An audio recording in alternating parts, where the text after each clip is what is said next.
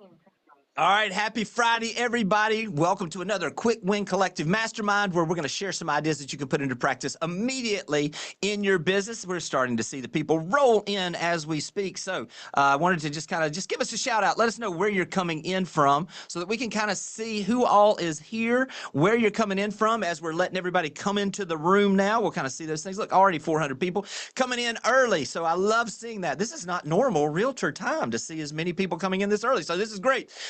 Couple of things that we're going to go through today. I got my buddy Rajiv Saja, one of the best in the business that I know, at speaking to us about efficiencies that we can create in our businesses utilizing AI. Man, this is one of those. Rajiv and I did this in a video format that will be the article for Inman coming up next week. I got to tell you, get ready to take some notes because literally I left there with a couple of pages worth of notes and also had some things that I could go in and utilize. Look at the people coming in now: Nevada, Georgia, Florida, Wisconsin, Pennsylvania, San Diego, Denver. Love seeing everybody coming in. We're already over 500 people now, so we'll go ahead and get started. Great seeing everybody. And again, love having these Friday masterminds. We truly are stronger together. And so what we want to do in this is a home services network, and also all of you that are affiliated with the Berkshire Hathaway Home Services network as well, is we want to get the best ideas from the network and then expand these out to the entire industry. So we're excited to have all of you guys with us today. Listen, a lot of things coming through right now as far as news, especially this past week. The news du jour, I guess you could say, was the government shutdown. So I want to bring on my friend, best leader I know, Chris Kelly, CEO and president for Home Service of America. Chris, a couple of things as you're coming in. There's always these things happening, these news, these items that are out there. I'd love for you just to kind of break down on some things that you're seeing or what you're looking at, and maybe talk to some agents about maybe obstacles or opportunities, if you don't mind. So the news of this week was certainly the government shutdown, and as of at least a few minutes ago, I believe it was still shut down. Things happen quickly in Washington sometimes, but here we are. We're all still working, right? We're not shut down, but there are certain things that it means and it doesn't mean. It sometimes gets overplayed a little bit on what this means, and I know a lot of our companies put out information. The first couple of things to really be mindful of. As you're working transactions, the probably most immediate impact that can happen in a real estate transaction with the government shutdown is if you have a property that needs flood insurance. The National Flood Insurance Program typically halts during this period of time. There are private insurers that are opportunities out there. I think they estimate about 1,400 transactions a day could be impacted by the inability for new NFIP policies to be issued. So be aware of that. And then on the mortgage side, our partners at Prosperity are always way ahead of this, but certainly as some of these government divisions get down to skeleton crews, oftentimes we have to do tax return verification, social security verification, employment verifications. Those run through government agencies. That can get slowed down sometimes as folks are furloughed and there's a smaller staff of folks that are out there and stuff. So just again, we're always proactive in our when we're dealing with the clients and our transactions.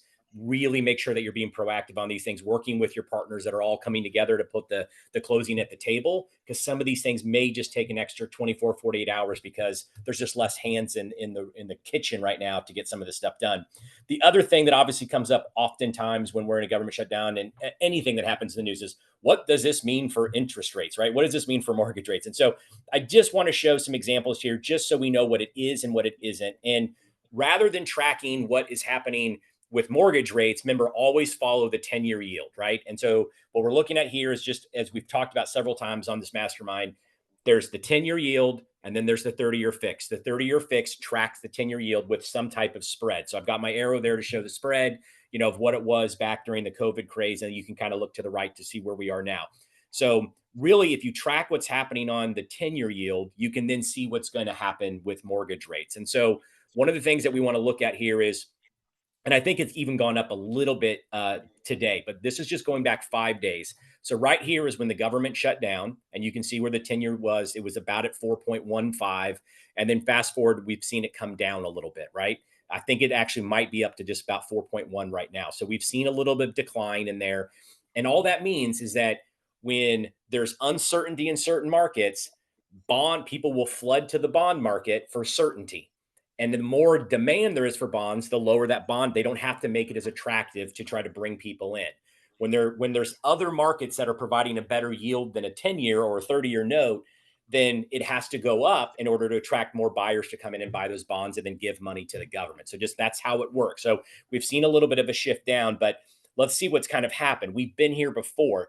For whatever reason, there's a lot of them over the last 18 months. We just haven't been able to consistently get that 10-year note below 4% for any lengthy period of time. We've dipped into the high threes and then it immediately comes back up.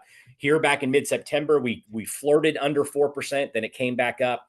And if you look at a little bit further back, you can see here we did it again. Then back in 24, we were kind of below it. We were below it again in 23, but it consistently has kind of come up before 4%. The last time we were really at a 3% 10 years where I've got that green dot, and that was middle of 2022. So again, think of that at about 2.5%. There's your 5 to 5.5% mortgage, right? That everyone thinks, oh, I'm waiting to get back to the 5% days.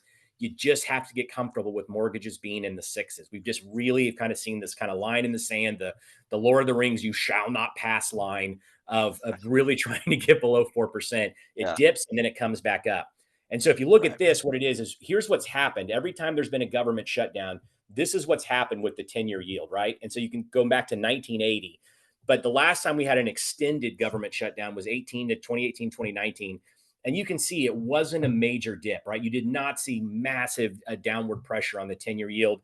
And if you show here, like where we're at right now over the last couple of days, that's what the green bar would be if we kind of extended this out to right now. We're 3 days into a government shutdown. We're pretty on par, about average of what we should expect. So unless we get some other really massive softening in the labor market, just don't expect the 10-year to do something dramatic here that's going to drop rates down. And I always say that. So if you're talking to your client and they're like, well, I'm just waiting for rates to get back into the fives again, it's likely not coming unless there's something other really bad happening. And so even with a government shutdown, we don't expect anything really dramatic to happen with mortgage rates. Maybe a little fluctuation down into the low sixes, but that's probably about what we're going to see unless this turns into other economic problems that are out there.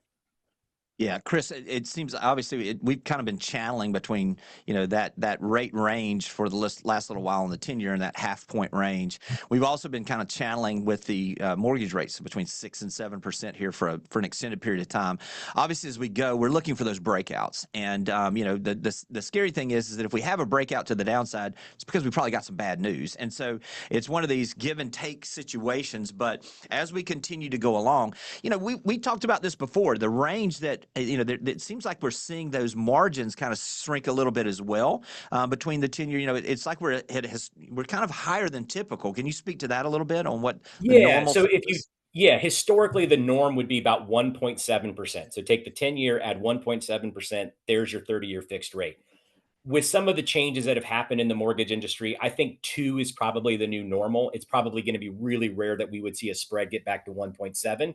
2 is probably the normal. We have been hovering more in that 2.3 to 2.5. At one point, it was even up to 3%. And that's just a risk rate. It's just how risky is it? Is that's what they're building into that spread. And so right now, we have seen that spread starting to narrow. It's getting back closer to 2. It's still elevated.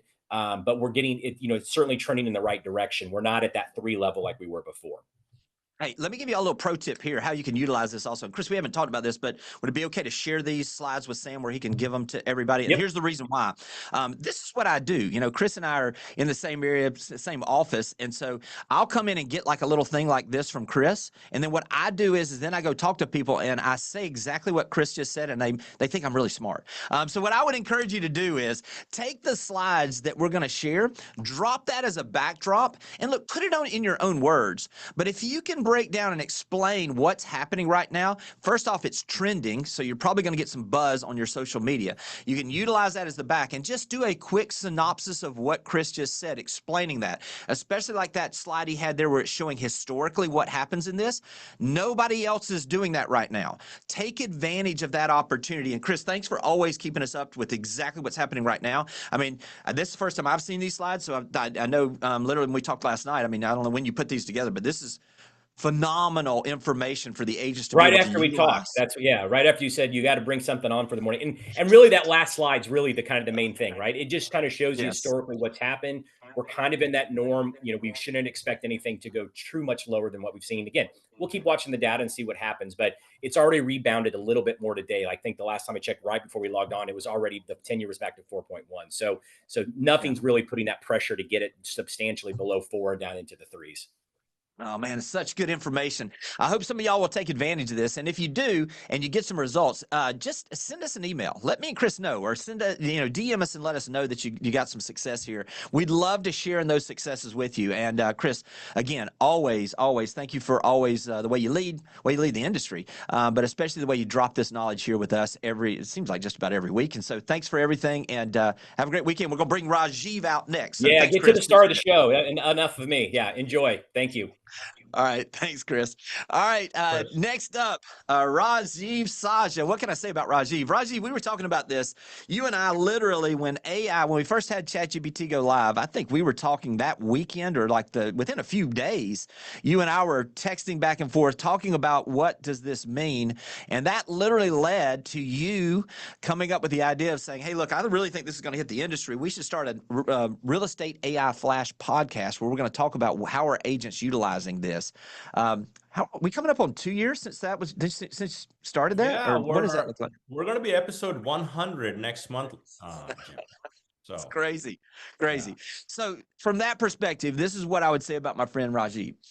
Nobody is researching this, testing, trying this as well as he is right now, especially for active agents that are looking to actually apply some of this. And so what we want to do today is we want to give you some really super practical ways. Rajiv has already done some of this where you can hit the easy button. We're going to get that in just a little bit. But Rajiv, why don't we give them a little foundation and kind of where we are, where we've been a little bit maybe, and just talk a little bit about kind of the framework and the foundation of what we're going to build on today. Yeah, so it's good to be here with the crew for sure. Yes. So, Yes. this November, I can't believe it. This Thanksgiving, it's going to be 3 years, Jimmy, since ChatGPT It's first launched. crazy. And Crazy. and every day, week, we could do a daily podcast if we had the time, because there's a Yeah. lot of change happening. But what we're going to do today is really keep it very grounded. So even if you're just getting started, you'll have the right foundation. And what I'm finding is, as I talk to a lot of agents around the country, they've started to use ChatGPT for a while, but they still haven't spent time on the right foundation. So we're going to start with a little foundational element, and then we'll get to the easy buttons, which are the custom GPTs. And we'll also Right. take some time to show you what it takes to build one when you're ready for it. And the analogy I like to give, Jimmy, is, when you in sports, this weekend is Phillies are playing NLDS, at least in my hometown. And the Hey, we Eagles got are Miami playing and Florida State. We're both your daughter and Florida my son State. go to Yeah, my school too. youngest daughter Go likes Dodgers! football. Go Dodgers! Go Oh Dodgers. gosh, There it here is. it I figured comes. Sam was going to chime in with Dodgers. I know he can't help We'll himself. find out next Saturday who's going to finally make it through. But Mhm. anyway, so my point is, you know, sports analogy, if you're using ChatGPT, you're typically starting at the 20-yard line. Today, we're going to give you the knowledge to implement easy fix to start every drive at the 50-yard line. And It's perfect.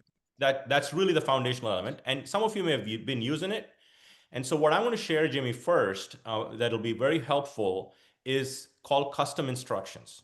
These are instructions for ChatGPT. And before I share my screen, let me lay the foundation. I've used custom GPT early on, but they've evolved over time based on my usage of it and what I want to get out of ChatGPT.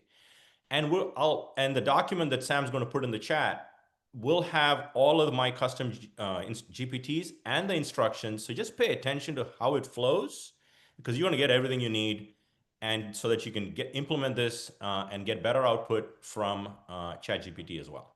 Right. So let's dig into custom instructions.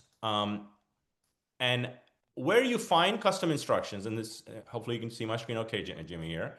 Mm-hmm. And bottom left, your profile name, you'll see here. When you click that, personalization is where you go. But I want to take a minute and show you this document that is in what Sam just posted. These are, as of today, my custom instructions. And what custom instructions say to ChatGPT is every time you start a new chat, it assumes all of these things as guardrails to produce the output it produces. So if you're saying, no emojis, no M dashes in every prompt, This will allow you to sort of walk away from all that because you're giving it the guardrail. So let's walk through where you find it, which is, I got screenshots here. I'm going to show you live as well, but this is a good screen to sort of see my custom instructions. So I've personalized it just like an executive assistant. You know, if you have a human as an assistant, I personalized it. What do you do? That's basic stuff. I want to show you this personality should ChatGPT have. The two biggest categories here are what trait should ChatGPT have? And it is 1,500 characters. Okay, so I'll quickly fly through this, but you'll get access to this so you can see it. Tone, write confidently, no fluff or cliches, prefer examples. How many of you realize ChatGPT uses a lot of words it likes, like delve, leverage, unpack? Right. I basically said, don't do it, okay? Avoid Yeah. them. And then I love M dashes, but unfortunately, anytime you use an M dash in AI content, they think it's AI content, unfortunately. So I said, no M dashes, no emojis, unless I ask for it. Critical. Here's the big piece, Jimmy. I don't know if you notice this when you use ChatGPT, it tries to agree with you every single time and makes you feel good. Nothing wrong with it. That's where we all Hey. started. But I Yeah. wanted ChatGPT to be a critical partner and critique my ideas to elevate my thinking. You had a comment there? Yeah, it's so great because, you know, this is whereas, you know, I guess it's just me. I went in there and asked you to give me more praise. I mean, I know that's probably not the best. I'm just kidding. I'm just totally kidding. But no, this is a very well taken point is that, look, if you let it, it's going to try to please you. And not give you the best output. So I love the fact that you're doing that. I'll give you one example of this also is Rajiv. I was working with Doug Edrington, and we were talking. I mean, just a great team leader out of Chattanooga, Tennessee. And Doug was working on some of the things we're going to talk about a little bit later. And he pulled up just to kind of see on his ChatGPT and just asked the question, who's the best realtor in Chattanooga, Tennessee? His came in and said, you are, Doug. I mean, it had him in the list, and he was like, oh, I'm good.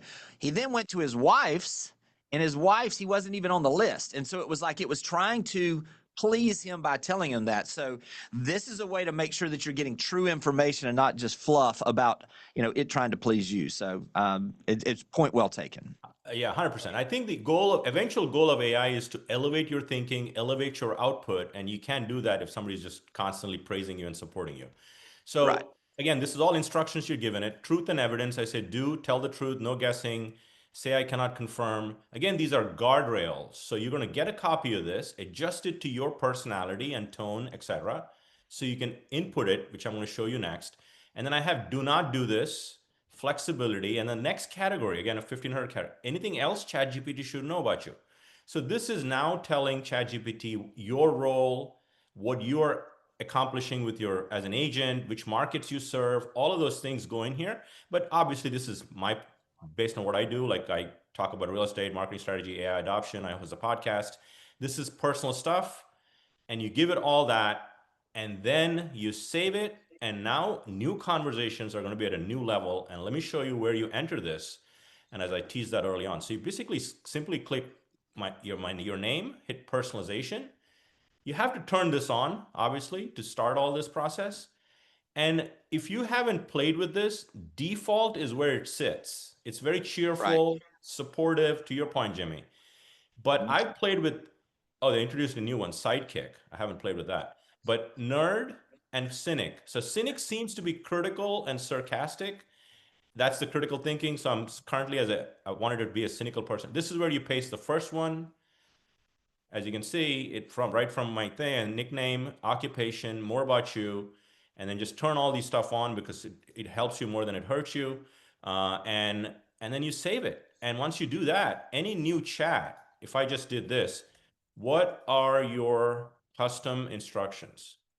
And if I did that, it's going to read my custom instructions. They're basically the guardrails. You told me you are who you are. And now it's going to rehash what it knows about me. Truth rules, don't make stuff up.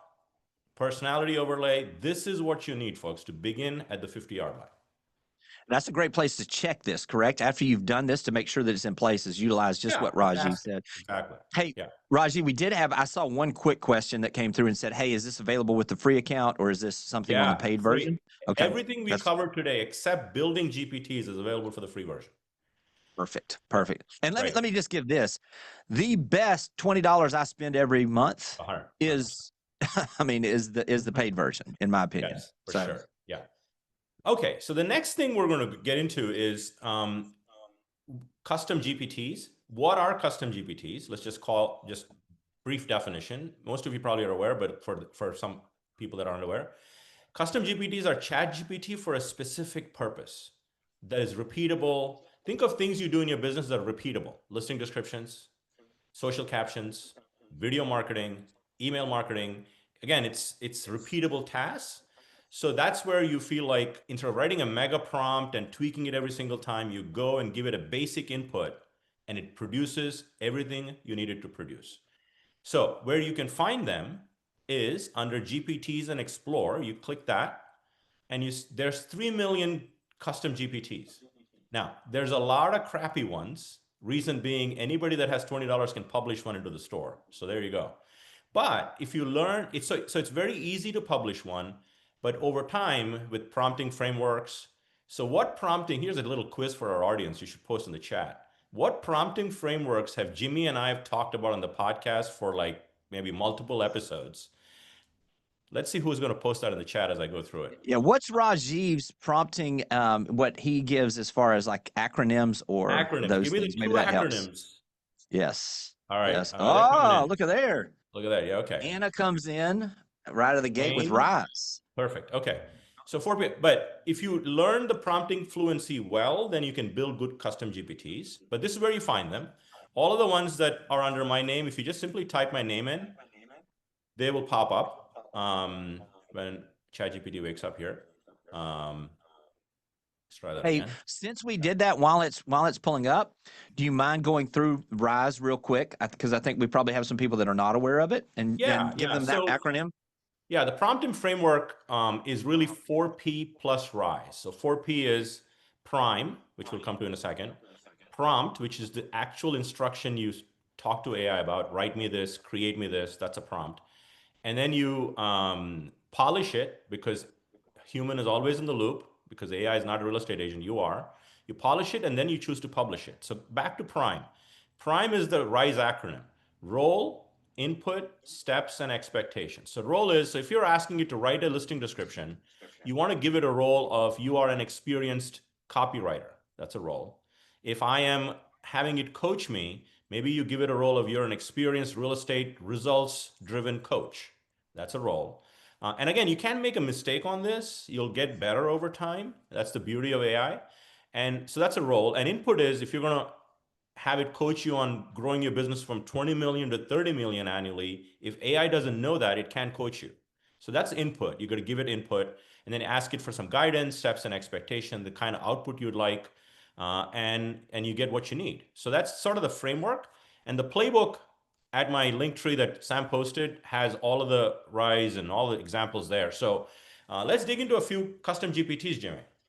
Hey, and as you're pulling those up, let me just let people know, because I know we're going to have these questions, because I know as we go through these things, obviously for time's sake, we're going to show you and give you exactly how to do this. As you can see, Rajiv does it step by step for you. You may want to come back and replay this and pause and do these things. So you can find these on the YouTube channel. If you just go to the live tab, all the replays for all of our masterminds are on there, and you can come back and you'll be able to go and pause and do those things as Rajiv teaches you this as well. Okay.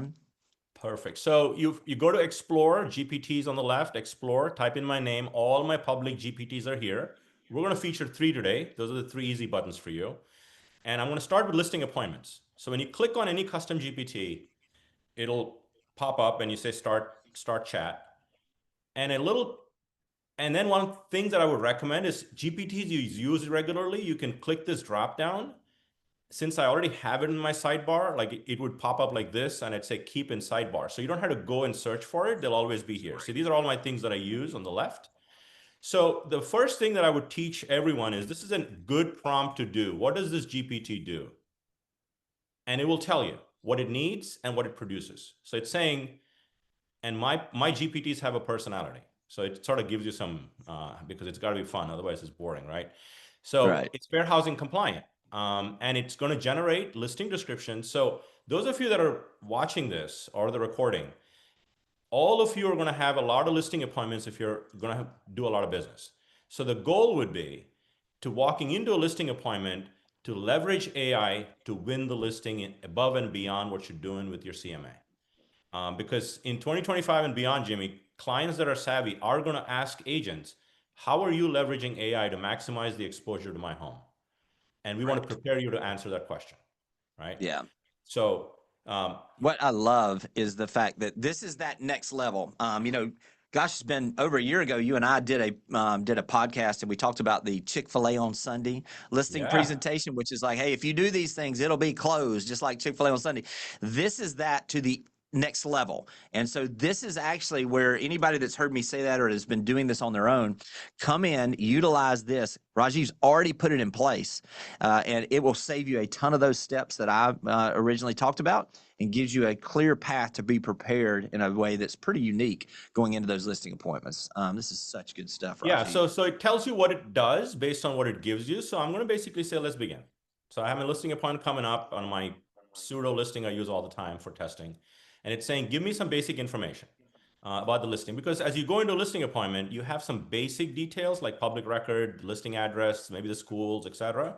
So I'm going to paste the following. 1 beds, baths, boom. Okay, so now what it generates is it's going to give you 3 types of listing descriptions, conversation style, all fair housing compliant, because it's learned fair housing from a 39-page document that is used to train this GPT. And when we go to show you how to build GPTs, I'll call that out. So let's look at what it's producing here for you. A professional tone, a luxury tone. And Jimmy, when we did that Chick-fil-A on Sunday episode, we talked about having 3 tones to interact with the client to figure out what resonated with them when they bought the house so they can pick and choose. Because you're not writing the description yet because you haven't gotten the listing yet. So this is an appointment. And then Instagram post, Facebook post, LinkedIn posts, and YouTube posts, and it gives you a 30-day marketing plan for the listing. Now, here's the thing that I'll come back to this research prompt. The other thing agents do, Jimmy, and this is the evolution of where we were from the Chick-fil-A on Sunday, agents look up taxes for the property, the neighborhood. They do a lot of work going into a listing appointment, and this is your easy button.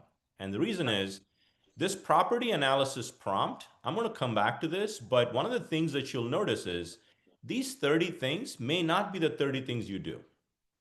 And one of the things that agents may not know is something called a canvas feature, Jimmy. Like if you had to say, okay, you know what? I'm not going to do a press, like local press, pitch story to community. Let's say you don't do task number 23. If you don't know Canvas, you have to download it and edit it. So I'm going to basically say, this is a feature that some of you may be familiar with. Open this in Canvas. Canvas is a way you can edit specific things on the output of ChatGPT. And there it is. So it's going to open now, almost like a Google Doc where you can edit portions because you like most of it, but maybe you want to edit pieces. So here it is. It's opening a whole bunch of stuff here, right? It's finishing, and it'll open in a mode where you can actually go and edit stuff. Let it finish here. All right. So as it finishes, it's going to give me an edit button here, right? So I'm going to go ahead and click that edit button. And now it's sort of open in a different format here, right? So on the right side, you will get a chance to see this pencil button here on the right side. So if I click that pencil button, I can go and say, I want to change this to a boosted post. See, it just changes that piece. So I don't have to go and do all these edits. I'm done. And I can simply go here and click this 3 buttons and hit download to a Word document, put my logo, take it to my listing appointment. Mm-hmm. Right? Yes. Otherwise, you don't have to copy and paste the whole thing out. Right? Right. You had a comment on that? No, this is just so good because it's saving so many steps. You know, a lot of this too is it continues to the evolution of this is like that editing feature right there saves you from copying, pasting, editing, 100%. Then loading back. I mean, it's all of those things. So yeah, this is great. And the last thing I want to point out in the interest of time is it gives you this property analysis prompt. For those of you that aren't familiar with deep research, which is the ability for you to do research on a property, and the goal, Jimmy, for agents walking into a listing appointment is to know more about the home than the seller themselves, right? And so the idea is you simply copy this prompt, In the interest of time, what I've done is if you go to new chat, and you all should know this, even free ones have some level of deep research. You copy and paste this here, and it literally, in the interest of time, I've already done this so you can see what it produced. And this is what it produced. It produces a very in-depth document. Doesn't mean you share this with the seller. This is for agent information. It tells you how you position recommendations for selling. Who are the buyers that you, ideal target buyers for 117 Hanover? What are the taxes, the trends? Imagine how much an agent spends time doing this, even if they were doing this. And literally, if I go to the top of this, it'll tell you how much time it took to do this. It took 8 minutes, 143 searches, 18 sources to come up with this document. Ownership, sale history, and it browses township websites, Zillow, Redfin, broker websites to pull this stuff together. And that prompt is given to you right from the listing appointment GPT. Literally, with some of this stuff, Rajiv, also after it's doing this search, we've even had agents that will take that, they'll, as they're going to the appointment, they'll click on the voice mode and just say, hey, in this, if you can, break this down to me and the things that I most need to know as I'm driving to this listing appointment that will equip me with the best information. And it will literally then take that and give you your bullet points while you're driving to the appointment so that when you walk in, you're fully ready to go. And so, yeah, 100%. man, this is such good stuff. Yeah. So, so that's our easy button number one.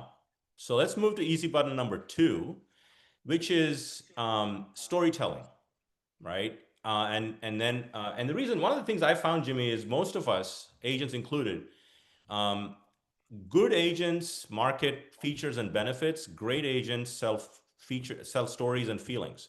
And unfortunately, we're just not able to create the storytelling component because we're not born storytellers. Jimmy is, but most of us aren't. But I want to empower you with any client interaction you have an opportunity to turn it into a story, to market it. Again, it's the hook, right? It's the piece. Right. So here's real estate storyteller. It's in the GPT store. And I'm going to say, let's begin. Okay. Or you can say, what does this GPT do? And I have a little story here just for interest of time. It's going to ask you, what is the story? So in this scenario, what we're going to do is I have had a client who's a single mom with an 8-year-old kid. They almost gave up their home search after 6 months and then 7 offers not getting accepted. Again, that's the client story. It could be anything. Finally found their dream home on the 8th offer. Most agents have stuff like this happen, Jimmy, but they're simply sending an email, just sold. Nobody cares because everybody's doing the same thing. You got to elevate your marketing so more people raise your hand, and storytelling allows you to do that. So I'm simply pasting that. And what this storytelling GPT is going to do is simply give you email subject lines, 4 of them, video hooks, social posts, captions, and a brief email copy to get you started. So think of this, from almost giving up to a dream backyard. If you put that in the subject line, that's better than just sold. People are going to open it because they'll feel FOMO in your database. And that's the idea. Better marketing helps people raise more hands, right? So video hooks, after 7 heartbreaks, she almost gave up. Again, the first 10 seconds of a video, we all know, we've all been taught, are the reasons why they watch it. So it gives you, and if you don't like these 3, tell it to write more and it'll write it because of the story. Correct. So again, turning client interactions to storytelling moments to get more people to raise their hand is storyteller easy button number 2. Hey, if we can, let's just do a little quick review so that if people are coming in, because I can see a couple that have mentioned, let's start from the foundation. If they wanted to find this one, let's just, instead of just going straight to, let's clear this a little bit if you don't mind. Then come in like this. If they said, I want to find the storytelling, let's walk back through them searching for you or searching for how you would do this, if you don't mind. You simply, on your chat GPT on your left, you have Explore, you click that and you're at the GPT store search. You simply type my name in and you will find it in the dropdown. You see a lot more here, obviously, because it's my dropdown, but if you click it, you will find all of the GPTs we're talking about. And then some. And then some, yeah. We're only covering 3 today. So if you keep going and keep going, and I have, and the reason you're seeing a lot more here is because it's my own account. You're seeing some things that I've not shared with people that are appearing, but you will see the ones that you need. They're all here. And then you find them like listing appointments, storytelling, it's in the list. Just find it. And then you can pin it to the left so you don't have to ever go back to the search to use it again. Yeah, this is great. Cool. Great. All right, Thank easy you. button number 3, Jimmy. Moving right along before we get to building custom GPTs. This has been in, this is the Agent Bio Optimizer GPT. And before we do this, I'm going to actually go to search. I want to kill this since I have it on the left. Let's go to search. All of you watching should do this at some point. Top real estate agent in, and I've taken the permission of one of our agents to do this because I want to walk through the optimizer in Rumson, New Jersey. It's one of our markets, Jimmy, top high end. And it's showing who the top agents are, okay? How to pick, again, consumers are doing this. And what we want to help you do is make sure you send the right signals to AI so your foundation is set so you can build on top of that. This is not the silver bullet, but you're loading the gun, for lack of a better term, right? Yeah. So our goal is to help you optimize your bios and be in places that you may not have thought of. So for example, if you look at the sources, okay, where is AI going to the sources? So it went to Mario's website. It went to a website called Fast Expert. Some of you may not know that Fast Expert runs US News and World Report, which is a big signal. And so if you're not on Fast Expert, you're missing out. So what I'm going to show you is a bio optimizer. It's going to interview you. I'll run through this live for an agent. You'll see the output, and it'll help you change all of the bios. Think of the bios you have as cookie comes on the web. You have it on your Google My Business profile. You have it on Facebook pages, Zillow, your website. The key is to send the right signals from all of those locations so you have your right foundation. Okay, so to do that is the easy button number 3, Agent Bio Visibility Optimizer. So I will ask it, what does this GPT do? And it's basically going to say, I'm going to interview you and we're going to go step by step. So it's saying, okay, we'll walk you through, I'll handle one of your bios step by step. So what I'm going to do is, I'm going to say, let's begin. And I'm going to use Christine Morford, who I've spoken with and gotten explicit permission to do this. Okay, so you can paste your bio page URL from your website or copy and paste your bio text because it wants to assess everything you're doing and you currently have out on the internet. So I'm going to paste her bio from our website or her website, doesn't matter. And it's going to scrape that. And it's basically pulled this. She says, I love helping people, stuff, chairman circle, etc. What is your career sales volume? Again, I'm pasting this in the interest of time, but you would do this as for yourself. So I'm pasting those 2 things, total volume 100 million in the last 5 years. And it's also asking how many 5-star reviews you have across. Most people don't know this, Jimmy, that AI cannot see how many Google reviews you have. It can see your Google My Business page, but you can't do it. So I'm going to say total reviews across all platforms is 40. I'm just obviously making that up, but you would enter your actual number. And this is an interview. It does an interview. Perfect. Now we're getting somewhere. What brokerage are you currently assigned with? I'm going to say,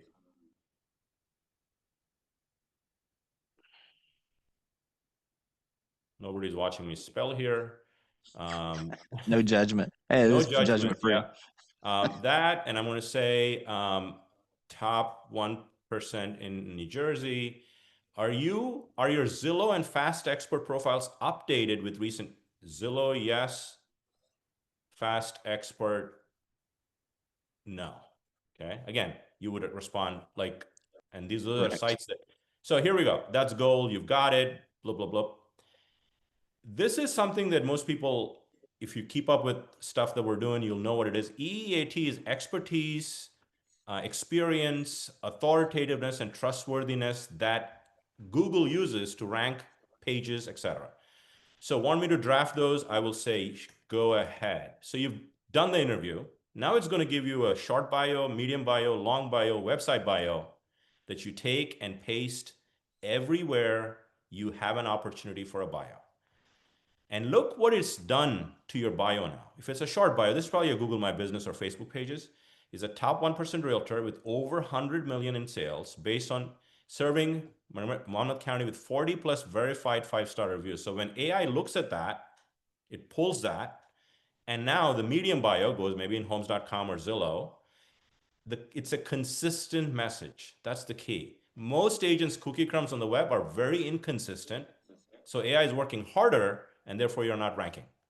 So long bio, website bio, look at this. This is a whole, and this, obviously website bios are long, but area served, why work with Christine? If you just did this, you look good, number one, and you're Right. putting your best foot forward. And again, look at this. Do you want me to also prepare a quick scan version for platforms like Fast Expert, HomeLight, and Yelp? You may not use these sites, but it is important to have a profile on these sites to actually have AIs know that you exist. And that's the beauty of it. Hey, Rajiv, let me add to that. I mentioned Doug Edrington, when he was doing this, well, then that's exactly what he did. He noticed that some of the sources, when he saw the people that it was actually quoting, were Fast Expert, were Yelp, were some of the places that maybe he did not have a concentration before. And one of the things he had a concern with was he was like, because Fast Expert basically has a profile for you. If an agent chooses you, then they refer those folks to you. You pay them a referral fee for that listing. Well, what he said is he said, look, I don't want their leads because I've probably got most of those folks in a lot of cases in my database already, and I don't want to pay them a referral fee for that. So what he did is you have the ability to go in there and actually put your bio in and turn the leads off. So if you're not, the key is the bio. And I don't know that I've done a search for top agents in any market where Fast Expert was not mentioned at this point. So 100%. it is critically important to get that utilized that way. So I just want to make that clarification with those that may be wondering what that looks like. Yeah, for sure. So go do this on your end. I see some comments in the chat about if I was a new agent, would it work for? It will. You're really simply laying the right foundation, and you need to change this. Think, look, when was the last time you updated your bio? If you've been in business for a long time, you should update it at least once a year, right? With the transaction stuff, all of the things that you're doing. But start with the foundation and then build on that with content, et cetera, that's a little bit more advanced, but that would be a good foundation for all of you, right? So that's Agent Bio Visibility Optimizer. The cheat sheet that Sam's probably posted a couple of times has the custom instructions, the bio, all the GPTs you can find, and then some, and all the resources in a nice little doc for you. So as you're transitioning, let me mention this also for those of you that are maybe newer agents and you're wondering, well, how is this going to help me on rankings? Look, rankings are going to be challenging as we go forward. There's an opportunity right now to get in there and be ranked, but you have to understand in the past, we always talked about you made sure, and you still should have your Google business profile page done correctly because it's like your resume. People are going to search you on Google. They will search you on AI with AI as well. It's continuing to escalate. And so the way that Rajiv is teaching this is to get you set up so that when they do, not if, when they do that search, that you've positioned yourself where it will grab the information and present you in the way that you best want to be presented as well. So it's not just about rankings, it's about that search as well. 100%, 100%. And look, we're covering 3 GPTs today. I see some comments in the chat. There's other GPTs I've done. So if you understand these 3, you can leverage the others when you need to, right? So let's kind of talk a little bit now, Jimmy. Let's kind of turn it up a little bit to tell agents, how do you create, what goes into creating your own GPT? This is the only place where you need a paid account. To Jimmy's point from earlier, $20, it's a deal of the century, okay, if you know what to leverage it. But I get most people may be free. So if you're free, if you have a free account, you can't do this part yet, okay? You need to upgrade. But if you have the $20, you would go into, you see my GPTs are all the ones I have.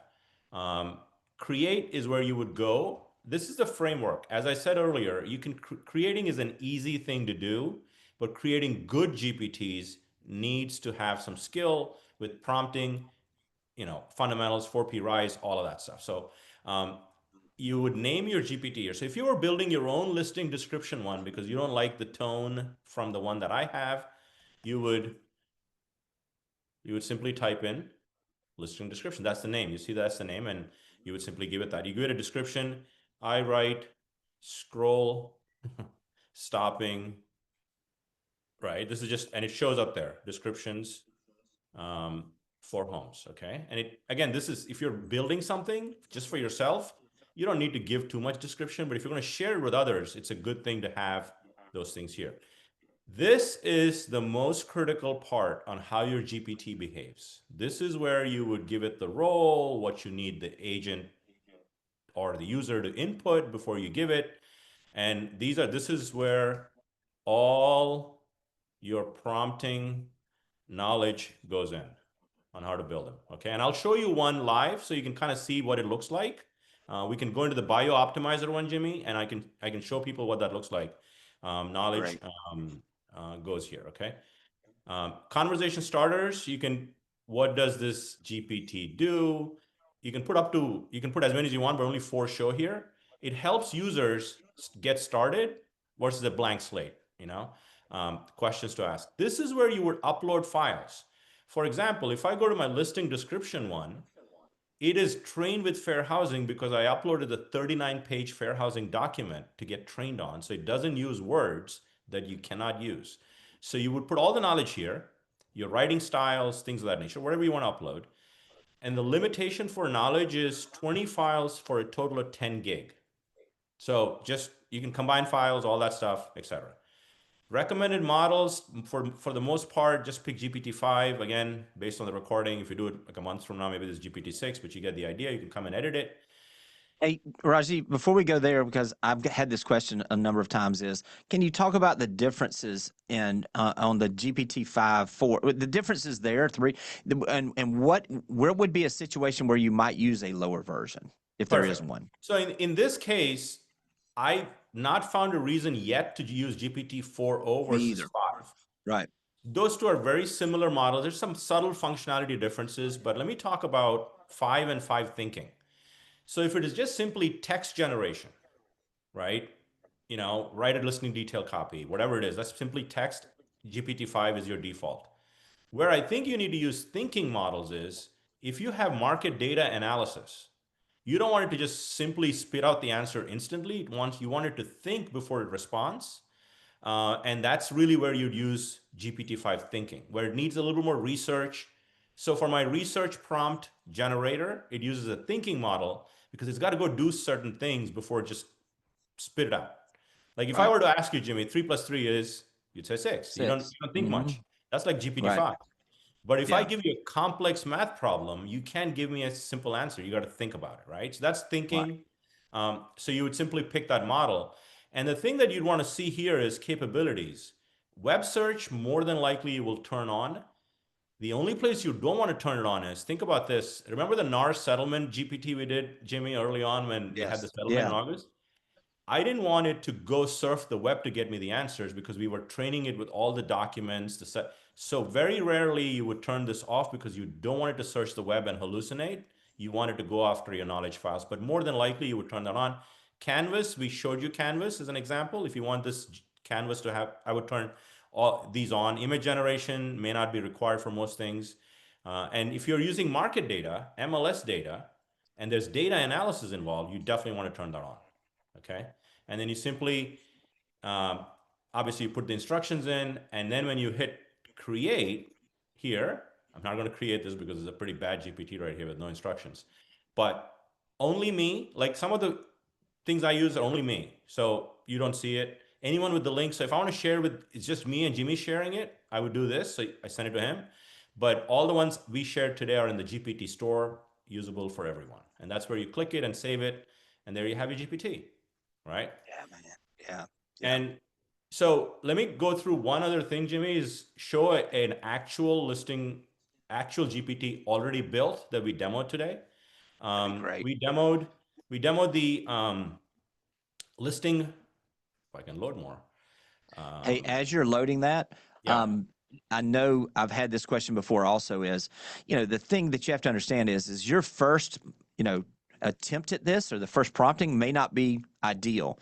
We can go back and adjust and add things in here, correct? I just want to make sure that everybody knows that. And then that will then continue to refine this to get better and better. If you see certain things that aren't coming the way you want it, go back and instruct it in a little more clear way, and you'll begin to see those results change as well. Yep. And my load more is not loading. So I'm going to click on one of these here.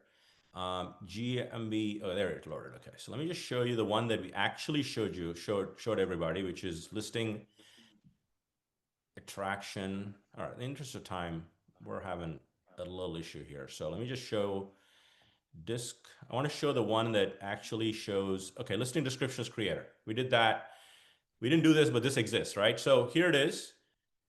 And you can also put an image. You can create one, whatever. So there's the Fair Housing Guidelines document.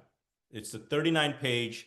So if you tell this GPT, what words are you not allowed to use, it will tell you the words right out of this document, right?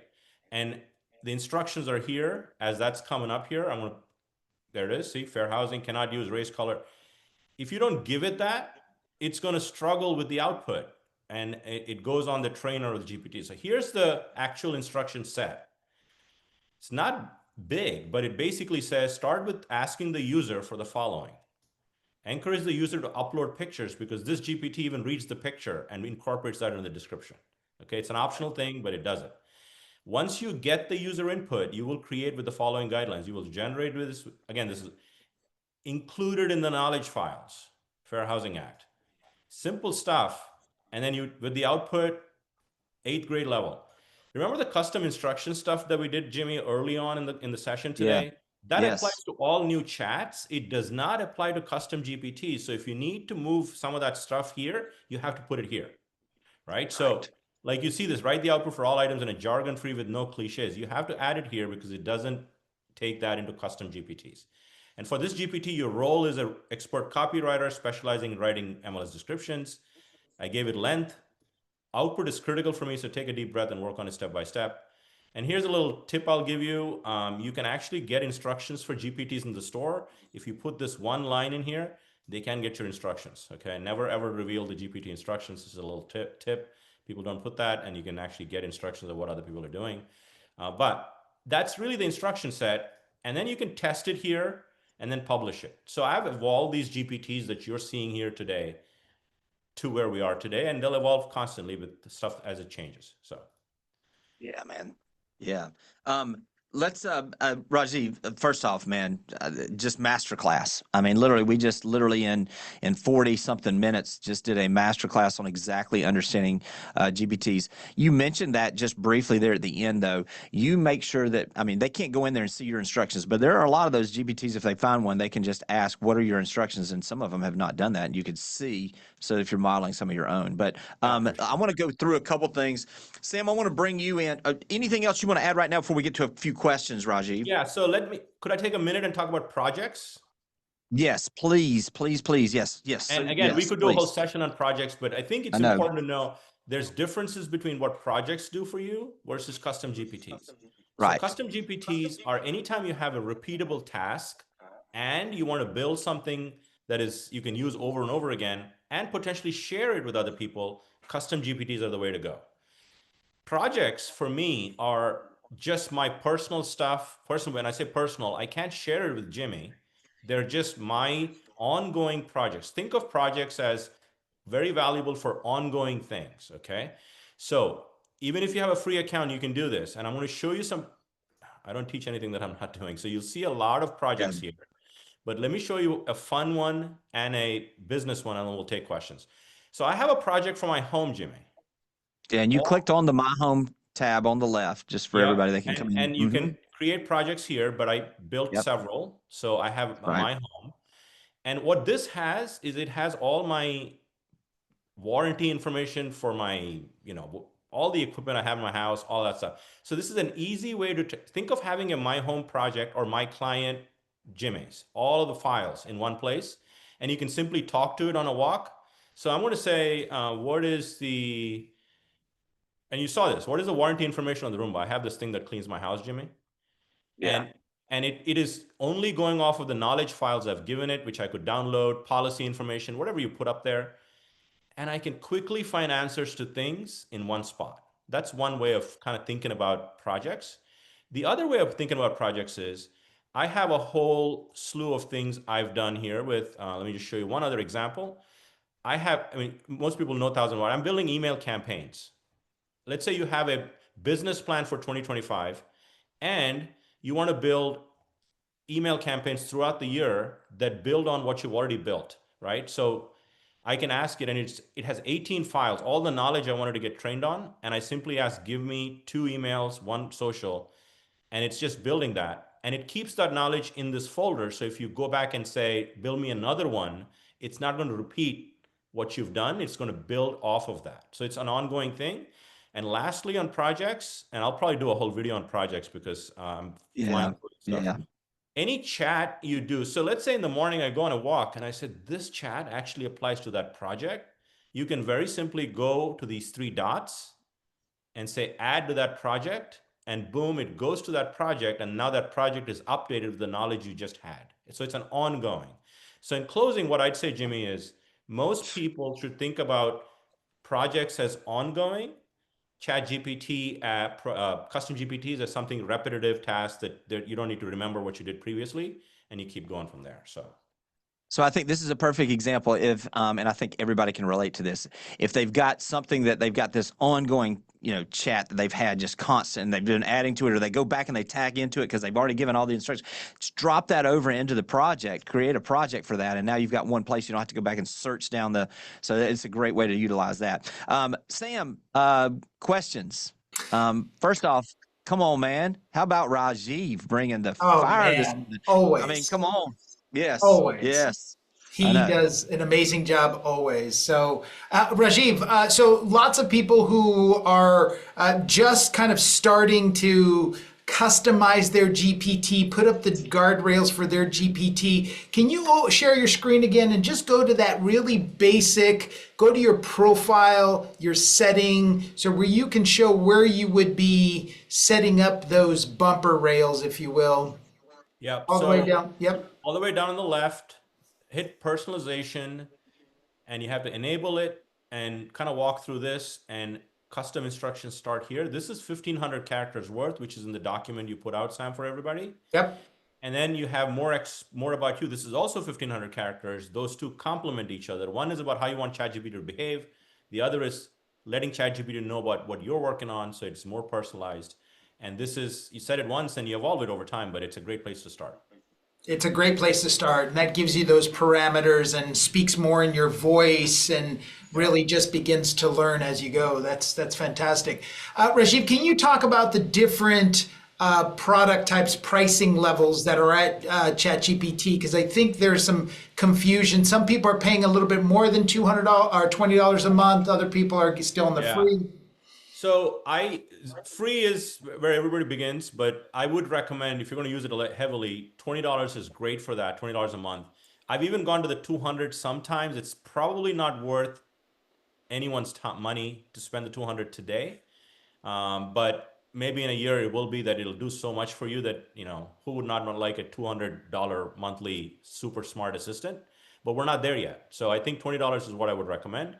Now, ChatGPT is the most common, most popular by far, but you could do a lot of things I talked about if your company offers Gemini for Google Workspace or Claude. Some of the stuff also translates to all the things that you do, but ChatGPT is by far the most used, so we focus on that today. And what about the different models between like Model 4 and Model 5? Like, where should people be really residing right now as they use ChatGPT? I would say Model 5.0 and pick thinking based on what we talked about. If you're analyzing data, thinking is better. But you can also say, now it gives you an option for auto. So let me just share the screen real quick and show you this. So if I were to go to new chat right here, see auto, it decides. So it's getting smarter based on what you're asking, whether it's going to think or not. So you don't necessarily need to pick this. Leave it on auto. For the most part, it works well. But building a GPT, as Jimmy pointed out, you have to pick, right, as a creator. But here you just leave it at auto and you're good. Outstanding. Right. Hey, go ahead, Sam. Yeah, how about some thoughts between ChatGPT, Perplexity, and some of the other AIs that are out there? So I think Perplexity is also a good app to have on your phone, because what I like about Perplexity is it gives you searches with sources very quickly, easily. It's not a human conversational assistant. But I would not necessarily dabble with Grok, Gemini, and Claude, the key is to get deep in one and learn it and effectively have it grow your business versus trying to spread. If you go after the shiny object syndrome, I struggle with it. You're not going to get good with any one. Okay. So zone in on ChatGPT. It has an app on your phone. It's phenomenal. And then all of the stuff that we talked about is available through your app version as well. Yeah, that's perfect. That's perfect. Hey, we're going to stick around for a couple more questions, but first off, I know that some people have got for cognizant time. I mean, we are right on the hour. Hey, in the chat, show Rajiv some love. Just let him know how much you appreciate him. Go follow him. It's my source that I'm getting a ton of the information. I mean, look, I took a ton of notes today, and we did an interview this past week. So I mean, this is it's constantly changing, being updated by Rajiv. So really, really appreciate that, Rajiv. And Sam, why don't we do just a couple? Are you okay, Rajiv, to do a couple more questions? I know some people may I'll need be to here fall for a off, few but minutes, okay. Let's hit 3 or 4 questions if we can. Yeah. And then we'll wrap it up if that's okay, Sam. Yeah, so there's been a few people in the chat suggesting that sometimes when you upload MLS data, like you export a CSV file from the MLS and you kind of upload it there, that it can hallucinate sometimes and try to really give you what you're looking for rather than objectively looking at the data. So how would you go about prompting if you're going to upload data sheets and things like that so that you give it very specific parameters? So again, I go back to something that you should probably, these are things that I think about to reduce and become more efficient. If you're going to do this MLS stuff over and over again, which probably is something that's true, not a one-time thing, I would clearly move towards having a project for it with specific instructions. Or if I built a custom GPT or you build one, again, that's where you start to give it specific guardrails saying only use the knowledge files that are uploaded to produce the output. Depending on, sometimes these spreadsheets can be all over the place. Like it may not know DOM. You need to probably expand on that. So you can't assume anything. You got to give it clear instructional conversation language to actually produce the output. So it takes a little bit of testing with data to make sure you get it. And once it's there, I think project is great for MLS data personally. I think that's solid advice because I think every agent has their go-to kind of data sets that they like to present and how they like to crunch the numbers. And so I think creating either that custom GPT, it's going to take you time to do it, but I think that is solid advice to give you that repeatable output that you're looking for on a regular basis. So, but the project, yeah, for here and now, I think that's great. What about the LLM? I know I already asked you the question about others, but talk to us about Google's LLM and where I think the thought process is it only will analyze the things that I put into it, therefore it makes it better. Is that thought process even correct, or is it limiting? What's your thoughts on that? We wanted to stay to ChatGPT today. Okay, but there are a couple other tools that I love that are beyond ChatGPT because some tools don't do well with certain things. So maybe at some point we'll do another round of this that builds on this session.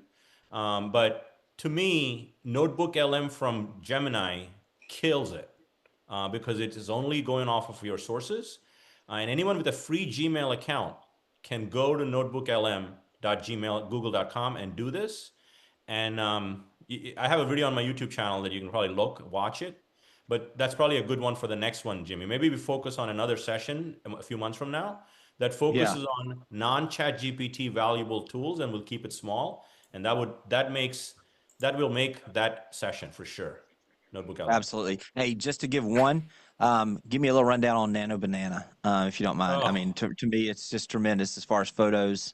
You can just tell a little bit about that because it's so easy for people to go check that out and try it out also. Yeah, so Nano Banana is the Google image generator. For ChatGPT, it was DALL-E once, and they've uploaded it. So here's something you would want to go do if you haven't done that. And Nano Banana is something, so everybody's got a professional headshot. So Jimmy, I did this when I was going to marketing forum. I put up a picture of mine. My face looked exactly real, but I told it to change my clothing to something different. And it completely deceived everyone. okay, in good terms. But so it's very good for editing images. How many of you like to virtually stage a picture without having to pay somebody? Nano Banana can do that. Okay, so Yeah. just go play with that, and then you'll get your handle on it. And then maybe in the next session, we'll do live stuff with Nano Banana, Yeah. Notebook LM that are non-chat GPT stuff that are valuable for agents. Hey, and literally, if you want to go test this out, just go to Google and just put in nano, Nano, banana, and it'll pull it up, and you can get right over there and start just playing with it as well. So really, really good stuff. Uh, let's just wrap up with any one particular. I know we got a bunch of questions. We're not going to be able to get to all of them, Sam, but any one question that you think we ought to wrap up with that you've seen or anything along those lines? We put several times into the chat all of the different resources that Rajiv has painstakingly created for all of us. And so I think it's appropriate for us to show him a lot more love because, like you, Jimmy, he's my go-to on anything that we have. So Rajiv, thanks so much, brother. Yeah, thanks for having me. And if you want to, again, this is a journey for all of us. We're all learning. I mean, I'm no expert. I've just been on a journey a little longer than most of us.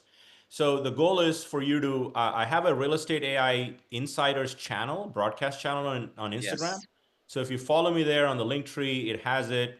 Listen to the weekly podcasts. You get one idea that could move your business. The few minutes was worthwhile.